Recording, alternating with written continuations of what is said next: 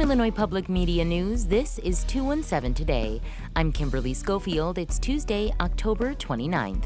Coming up ahead of the presidential election, the Champaign County Clerk's office is confronting incidents where community members are violating election rules.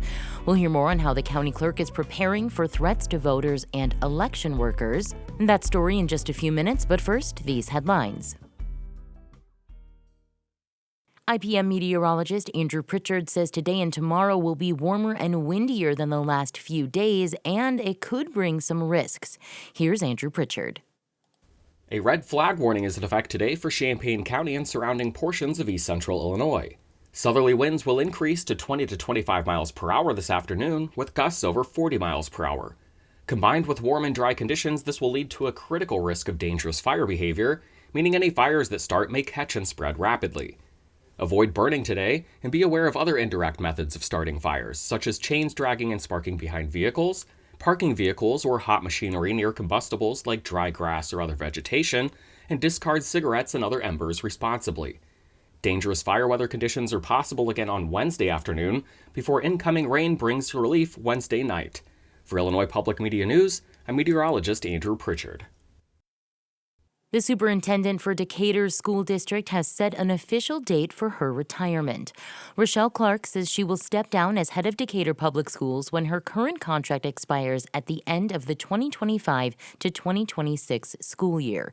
In a news release, Clark said her retirement will mark the end of 32 years working in education. Clark was an assistant superintendent when the Decatur School Board hired her to lead the district in 2022. She says she started her administrative career at Decatur Public Schools, but now wants to spend more time with family. Until her retirement, Clark says she wants to stay focused on the district's strategic plan and the opening of the new Dansby Magnet School. Since Roe v. Wade was overturned in 2022, many patients needing access to an abortion have been forced to travel out of state. Amy Friedrich is the director of federal policy at the Guttmacher Institute. She tells the 21st Show that last year, 41% of abortions in Illinois were performed for out-of-state patients. That's nearly double the percentage in 2020. People should not have to travel out of state, let alone out of their communities, to access this care. And yet 170,000 people were doing that. A great number of those folks were coming to Illinois because Illinois has really supportive laws. Friedrich says the threat of a national abortion ban is growing. She says the Heritage Foundation has a plan for a Republican administration in Project 2025 that would not require congressional approval to ban the procedure nationwide. Still to come, we'll hear how the Champaign County Clerk's office is preparing for threats to voters and election workers. That story is coming up next on 217 Today, but first, meteorologist Andrew Pritchard with your forecast. I'm meteorologist Andrew Pritchard with your IPM News forecast for Champaign-Urbana. Your forecast for today, mostly sunny, windy, and warmer with a high of 83 degrees, a south wind 15 to 25 miles per hour, gusting to 45 miles per hour. Tonight, partly cloudy with a low of 63 degrees, south wind 15 to 25 miles per hour.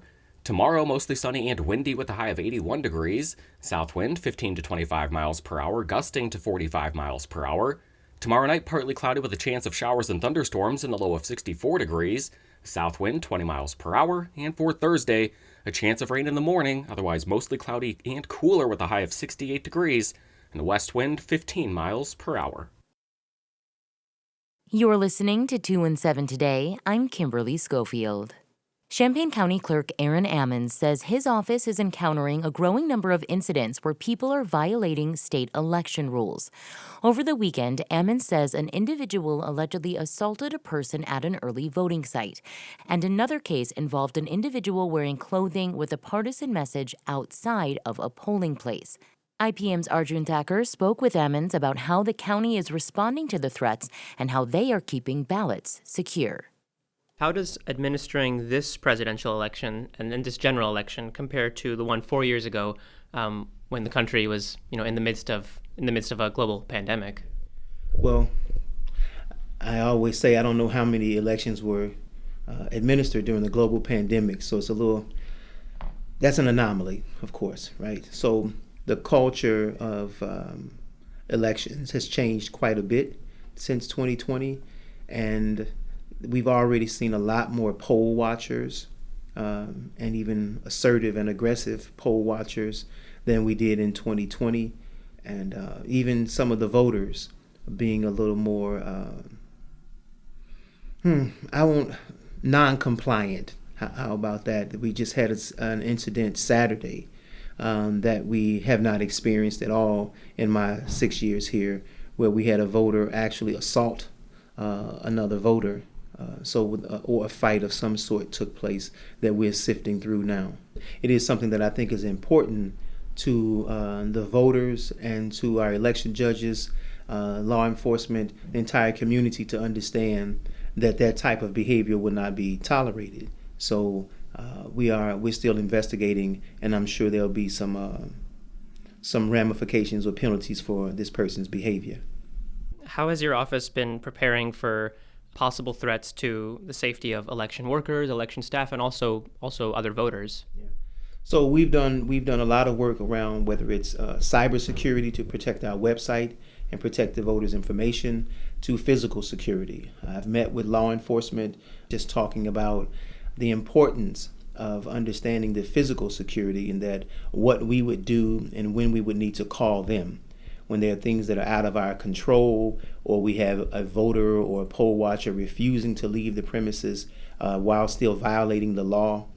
We would need their support then. So we've worked pretty closely with them with, I would say at this point, mixed results, because I don't believe our law enforcement community has fully embraced the sensitivity and the dangers that we face as election officials or election judges, particularly in Champaign County, which is seen as a blue county and Illinois is a blue state. So I think there's sort of a laissez-faire type of approach to whether or not there will be any dangerous activities here in Champaign County. Well, that's certainly being challenged now. We've had individuals come in with that I've had to ask to leave as poll watchers because they want to bend the rules or not abide by the rules. I've gotten reports of people peeking inside of polling locations, taking pictures of the polling location, taking pictures of the cars in the parking lots, and all these types of things are taking place. And I'm in the process of continuing to further educate law enforcement about the difference in freedom of speech and your First Amendment rights and what a person's rights are on election day or within 100 feet of a polling location. Along those same lines, in 2022, a computer attack impacted the performance of computer servers in the election. And as I understand it, no data or election information was compromised in that incident. But can you talk about what your office has done since then to protect from future cyber attacks? Well, we are working closely with CISA and STIC, these different organizations that assist us in cybersecurity training. They do, I wouldn't say penetration tests, but they do some testing of our systems to make sure that if we have any loopholes, that we close those up. My IT specialist is very vigilant on this right now, and we are prepared for those type of demands of service attacks, what we call DDoS attacks, where someone tries to overwhelm your server or your website with requests and it shuts it down. So we are prepared for that for moving forward. And it's important that the media understands how to communicate with us to make sure that you get accurate information on election night, and that you don't just take the word of someone else. Make sure you're getting the results from the election authority. And if there's any particular issue with our website, if they reach out to us, we will make sure that they have the accurate numbers. That was IPM's Arjun Thakur speaking with Champaign County Clerk Aaron Ammons on threats to voters and election staff. To find information about candidates and ballot proposals on your ballot, visit the Your Voice, Your Vote section on ipmnewsroom.org. That's it for today. 217 Today is produced by Stephanie Mosqueda. Reporting today contributed by Andrew Pritchard, Jim Meadows, Kulsum Khan, and Arjun Thakur. Music by the Kilbourne Alley Blues Band. Reginald Hardwick is our news director. I'm Kimberly Schofield. 217 Today is a production of Illinois Public Media. Thanks for listening, stay safe, and we'll talk to you again tomorrow.